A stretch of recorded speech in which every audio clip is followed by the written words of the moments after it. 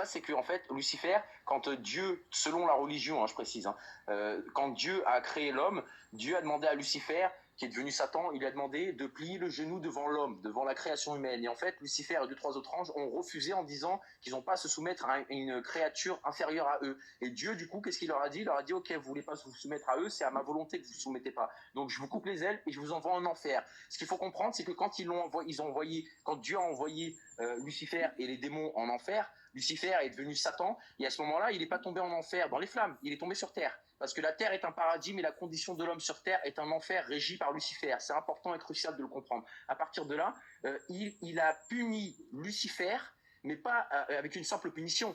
Il l'a condamné à vivre parmi nous.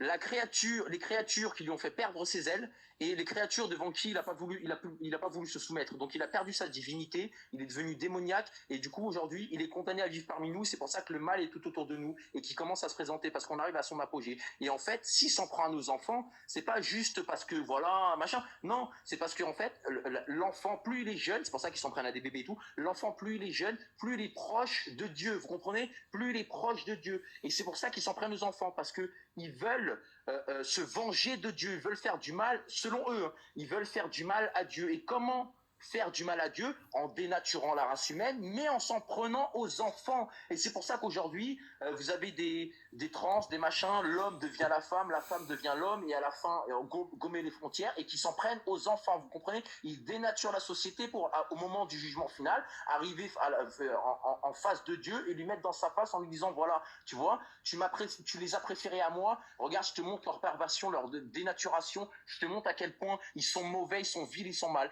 Et c'est pour ça aussi qu'il fait du mal à nos enfants. Qui font du mal à nos enfants. Vous comprenez? C'est spirituel, toutes ces conneries qui se passent. C'est pas des conneries. Tout ça, ça nous dépasse. Alors, eux, nous dépassent pas. Mais ce qui se passe, la truc, ça nous dépasse. Vous comprenez? C'est bien supérieur à nous. Sauf que nous, les amis, chacun d'entre nous est une part de Dieu. Il faut bien comprendre. On est des êtres.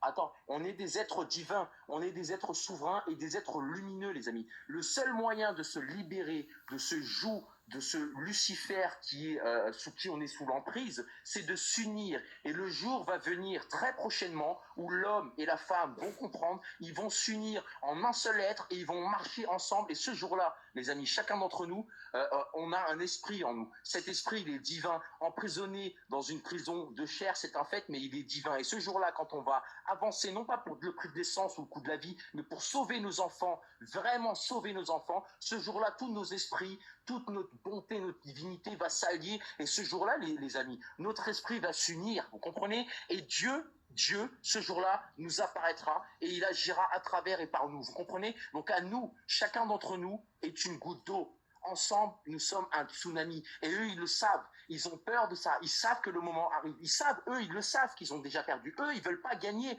Eux, ils veulent en emmener un maximum d'entre nous de leur côté. Nous envoyer avec eux dans la perdition éternelle. Vous comprenez? C'est pas de la religion ce que je vous dis. Je suis pas un gourou, je suis pas un prêtre. C'est moi, mon analyse depuis 20 ans de recherche. C'est ce qui se passe. Et c'est pour ça que nous, on est aujourd'hui dans un combat. Le combat de, aujourd'hui, vous avez l'impression qu'on combat pas, mais tout ce qu'on se dit, tout ce qu'on fait, on combat pour peser dans la balance pour que le bien soit plus nombreux que le mal, parce que à la fin on va combattre peut-être physiquement, mais tout du moins spirituellement et énergétiquement. Et ce jour-là, il faudra qu'on soit conscient des choses, parce que vous savez, combattre le mal c'est bien, mais il faut le voir. Souvent, les gens, ils n'osent pas regarder le mal en face. Et le problème, c'est parce que vous n'osez pas le regarder en face, ou vous ne voulez pas le voir en face, qui peut prospérer. Le jour où vous allez voir votre ennemi, vous pourrez le combattre. Le jour où l'ennemi aura abattu toutes ses cartes, vous connaîtrez ses forces et vous pourrez le contrer. Vous comprenez? C'est l'art de la guerre. Vous comprenez? Il faut qu'on s'unisse. C'est pas juste des mots en l'air, et c'est pas juste s'unir pour sortir dans la rue, faire une manifestation pour le prix de l'essence ou pour machin. Il faut un combat